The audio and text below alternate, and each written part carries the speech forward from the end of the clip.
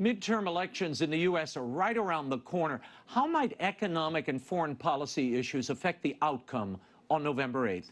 Commentator David Limbaugh is here to weigh in and talk about his new book, The Resurrected Jesus, the Church in the New Testament. David, thanks for being here. I want to get to the new book, The Resurrected Jesus, in a moment. But let's start with these midterm elections. The polls seem to indicate a red wave coming. The party of the president generally does poorly in midterms. What do you see coming on November 8th, and what do you think's driving voters this season? Well, I think we have, in every metric, we are doing terrible in this country, and it's all attributable to Joe Biden. And I think the voters are, even the uninformed or the low information voters are smart enough to understand that Biden is primarily responsible, that the far leftist extreme policies are responsible. And so I do think there's going to be a red wave. We're talking the economy, the border, the law and order, the disintegration of everything that is good and true in this country, the celebration of evil. I think people are horrified at what's going on.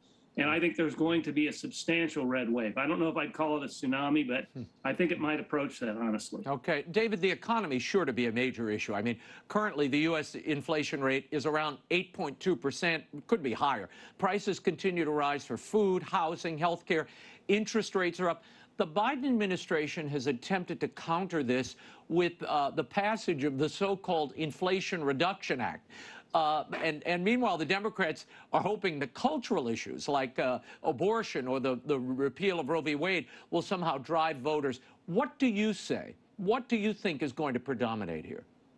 I think the constellation of issues I mentioned and you mentioned, but I do think the law and order and energy and the economy, in all aspects of the economy, the inflation, are going to drive it. And they cannot generate enough fear on the abortion issue to counter this. In fact, I'm not even sure if people had any clue what this is about.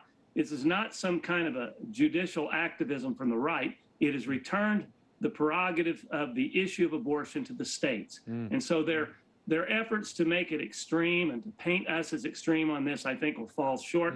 And you only have the far extremists who are going to vote that way anyway. I don't see how it would move the needle as to those independents and undecided. And yet all the other issues, the kitchen table issues, the law and order, and the national security, everything is in favor of the Republicans. David, before I get to the book, everybody's talking about this Pennsylvania Senate race between John Fetterman and Dr. Mehmet Oz. Fetterman's fitness for office is being questioned after that disastrous debate performance the other night. What is your take on Fetterman's fitness for the office to be a senator and represent the people of Pennsylvania, regardless of party affiliation? Is he a viable candidate? He's phenomenally incompetent. Of course, so is Joe Biden, and he's president. So is Kamala Harris in a different way. And so is Nancy Pelosi. So what we're so polarized, and the left so hates the right these days, that their main incentive to vote is to keep another Republican vote from reaching the Senate. So I'm not sure how much they'll care about it, but there are enough people who will care about it that I think this election will go in Oz's favor. It's too bad we don't have a better candidate. I mean, Oz is an okay candidate, but to me, he's not the kind of conservative that I would like to see there. I hope he's a reliable vote once he gets there. But I do think he'll win. And Fetterman is demonstrably, embarrassingly incompetent. And anybody who denies that ought to have to take a polygraph. David.